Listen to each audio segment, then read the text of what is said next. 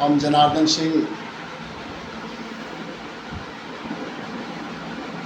भोजपुरी राज संदेश साप्ताहिक समाचार पत्र के संपादक, आप सभी के सामने आज हम कुछ बोलना चाहता नहीं। बस आज़ादी के दिवस, स्वतंत्रता दिवस के 80वां वर्ष हमन के मनावे जा रहा बन जा, ये उपलक्ष्य में दूसर कहल चाह रहा। आज़ादी मिलल, ये देश में संविधान बनल, संविधान वगैरह बनल तो दुनिया में दो महाशक्ति रहे, वो बड़ा रूस अमेरिका। तो रूस के साम्यवाद, अमेरिका के पूंजीवाद।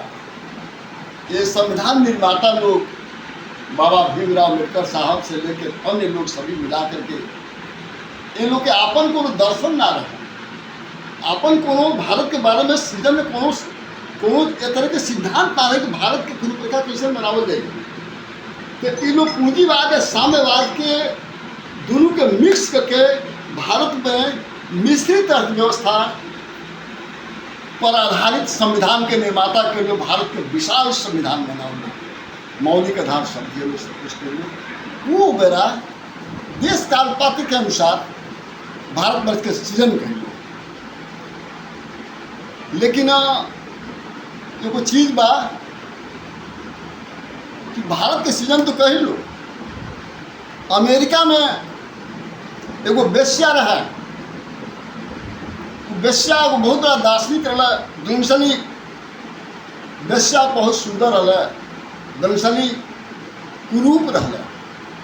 वेश्या के मन में आए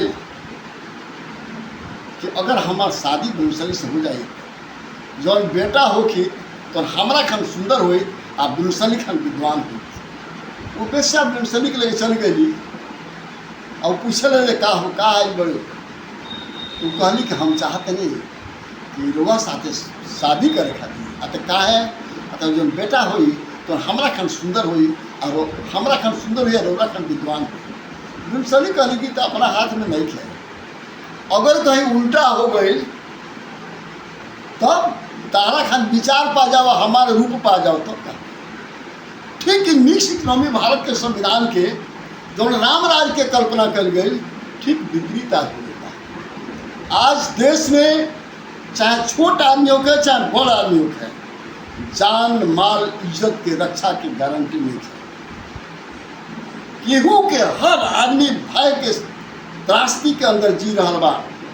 अगर थोड़ा सा होता जो बहुत बड़ा नेता बा, अधिकारी बा, तो ओकरा सुरक्षा गार्ड मिलता, ओकरा बादो ओकरा भय बा, ओकरा बादो ओकरा खतरा बा, ओकरा संतुष्टि बा, ओकरा नींद नहीं आवत। तो ये काहे भइल बा? भारत के संविधान में बार बार संशोधन भइल बा। संशोधन करे वाला लोग के बहुत बड़ा अम्बेडकर साहब और राजेंद्र बाबू का विद्वान चीज रहा ना रहे।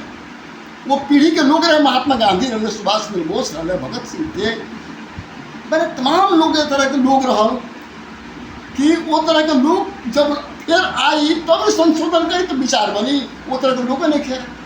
तो जो आई सत्ता में, वो अपना सत्ता के आगे बढ़ावे खातिर, सत्ता के लाभ लेवे खातिर भारत में संविधान में संशोधन करता है। इस संविधान में कोहे खातिर रोटी के गारंटी बा, कहीं रोटी के गारंटी नहीं है। लिपा पोती करके रोटी की गारंटी दिया जाला। आरक्षण के व्याख्या सही ना भइल, धर्म के व्याख्या सही ना भइल, धर्म निरपेक्षता, धर्म कभी निरपेक्ष नहीं, धर्म हमेशा सापेक्ष बा। धर्म एगो बा, मानव धर्म, भागवत धर्म। धर्म 50 नहीं के, जितना हिंदू मुस्लिम सिख ईसाई तो लोग कहता है धर्म ना है, मजहब है, उपधर्म है, रिलीजन है। धर्म के अंग्रेजी में रिलीजन ना कहा जाला, धर्म जोड़ेला, रिलीजन ब्रेक करेला, मजहब तोड़ेला, मजहब दीवार बनावेला। धर्म व्यापक बा, धर्म विश्व बंधुत्व, सार्वभौमिक और विश्व कल्याण की बात करेला, पूरा सृष्टि के कल्याण की बात कर। धर्म कहाँ बा? कोई धर्म का पालन नहीं किया। हई जो धर्म चलता, हई मंदिर, हई मस्जिद, हई मजार, हई चोरी, हई बात, ये धर्म ना हो, ये सब राजनीति है। एक धर्म से कोनो मतलब नहीं है। पोगना पंथी पुजारी मौला मौलवी आज जो बड़ा सब भाड़ा के टट्टू बड़ा, कोई धर्म नहीं है, कोई साधना नहीं है। जहाँ रामकृष्ण परमहंस, स्वामी विवेकानंद, लाहिड़ी महाशय, रविन्द्रनाथ टैगोर, ऐसा विभूति रहे लोग, वो लोग से प्रेरणा लेने को चाहिए। धर्म ऊर्जा बा, वो लोग के विचारण में बा। तो हम चाहे कि आज मौलिक आधार तो मिलल बा कि हम केहू के गरिया दी, केहू के बेटी रोटी करी, कुछ करी, हमारा अधिकार बा, हमारा जेल ना पिटाए ना, हमारा पर मुकदमा ना हुई, मौलिक अधिकार बता। चीन में जाए ना, एजा के साम्यवादी लोग तो खूब बटे, चीन में जाके साम्यवाद लोग बतिया ना, एजा का मुस्लिम मजहब के लोग बा, ये समर्थक लोग बा, चीन में जाके बोलो ना, चीन में जाके बोलो। चीन के लोग तारीफ करता, चीन में तो नमाज नहीं पढ़ सकत, चीन में मंदिर नहीं बना सकत, पूजा नहीं कर सकत, काहे जी? अब बात बताइए तो बहुत स्थिति विचित्र बात है।